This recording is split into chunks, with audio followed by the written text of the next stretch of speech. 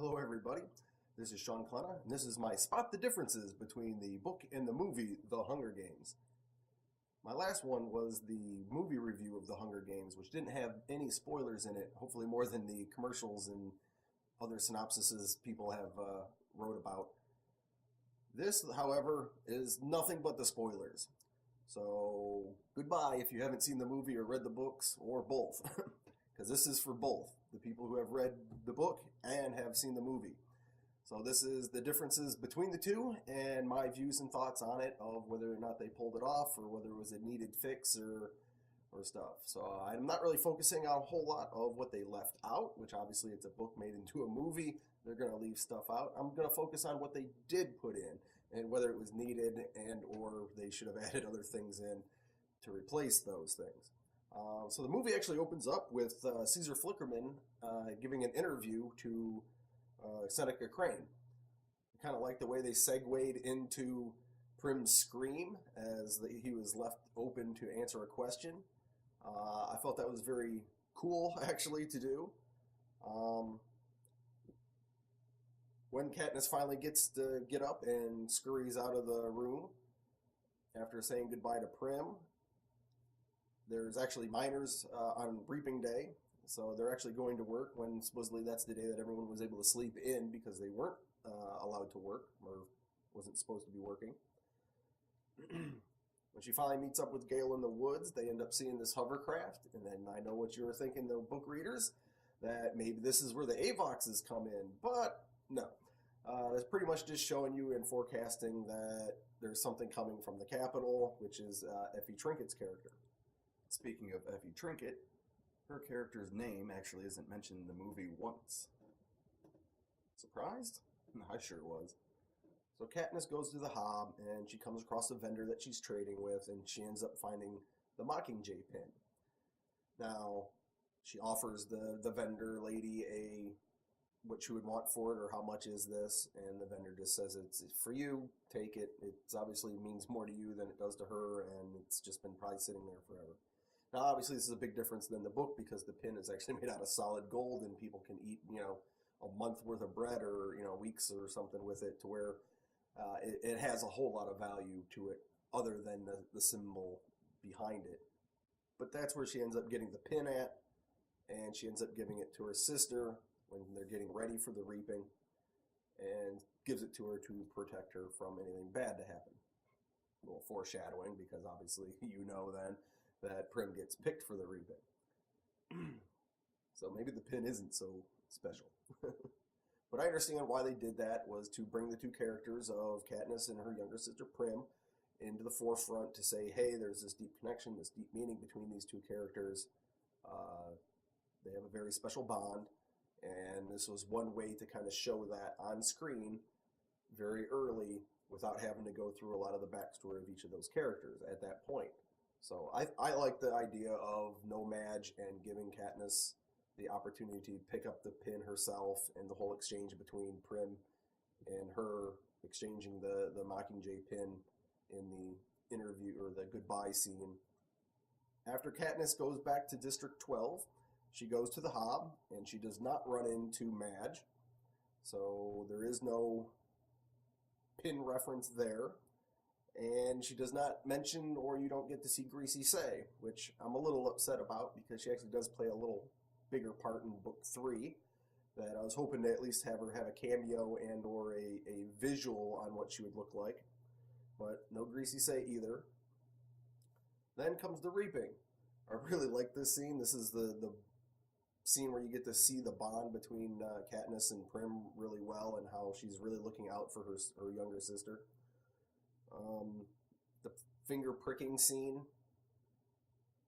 I don't think it was really needed to be there. However, it's just kind of introducing you, I think, to the technology side of it, that even though they are in District 12, that the Capitol still has some trinkets and gadgets that are still high-tech, that perhaps that even though this is seemingly looking like it's taking place in normal everyday America, or perhaps in some of those slower countries, that it definitely gives you that feel now of maybe this is futuristic and why they put it in there. Because obviously if you haven't read the books, then this is why that scene's in there, just to kind of give you that there is a technology side to this, that it is actually taking place in the future, not necessarily our past or our present.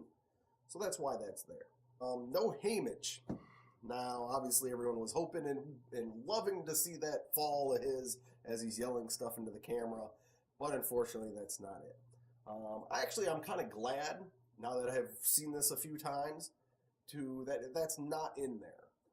The scene is meant to be pretty down in a sense of trying to realize and wrap your head around as the audience of what Katniss is actually doing for her sister, and how the book makes it a really good comparison to where the word tribute is literally meaning corpse.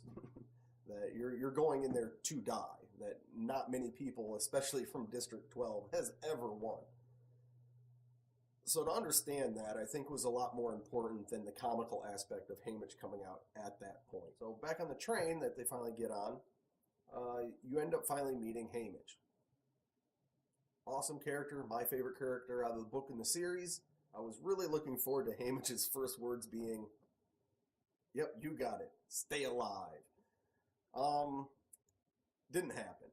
He did give a cool little line.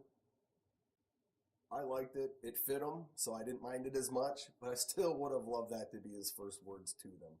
You know, I was like, "Oh, you want advice? I'll give you advice." However, they didn't do it that way. They still kind of fit that in a little later in a scene that he was talking with, but you almost expected it to be out of his mouth to begin with, and it wasn't.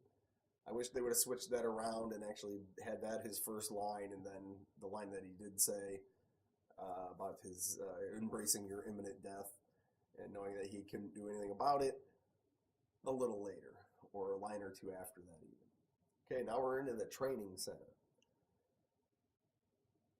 The only big difference in this is that Peeta does end up showing his strength in a sense, and to prove himself to the careers that were kind of mocking him, he ends up picking up one of the big heavy balls and throws it into a rack of spears and such, spilling them onto the floor and making a big commotion. So everyone looks at him, and the careers end up kind of nodding, kind of going, it's pretty cool, pretty impressive.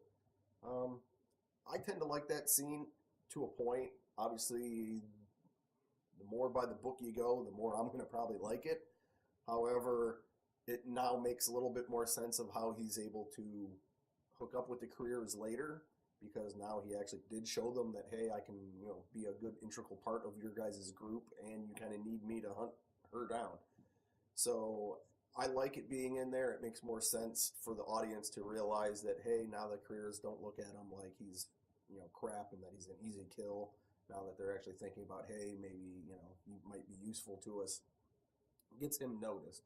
So I tend to like that a lot. The other notable scene inside the training center is Rue. She plays a really good part. She ends up stealing Cato's knife, and Cato blames it on this other tribute, and they start going at it, Cato and the other tribute, and fighting over the knife, and then that's when you end up seeing Rue up in the rafters there holding the knife. I thought it was a nice touch. It obviously introduced Rue in a light that she can climb really well, that she's used to being up high, that she has this little sneakiness about her.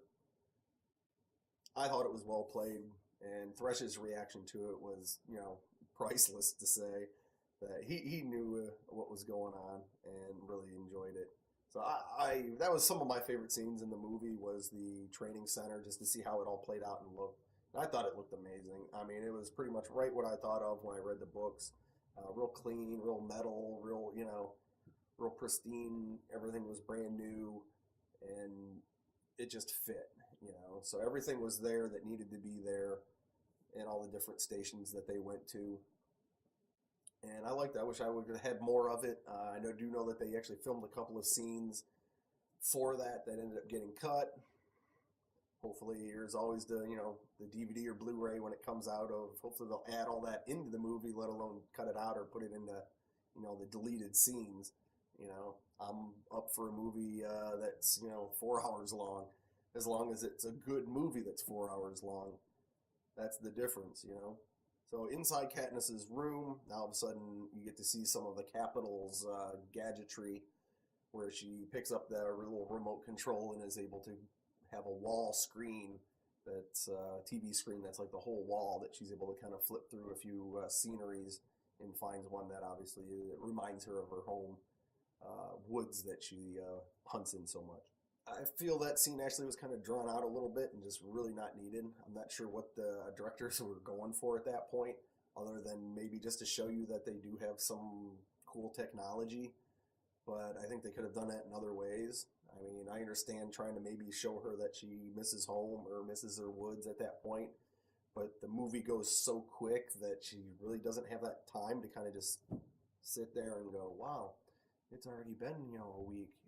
It doesn't happen. Especially in the movie where it's just bam, bam, bam.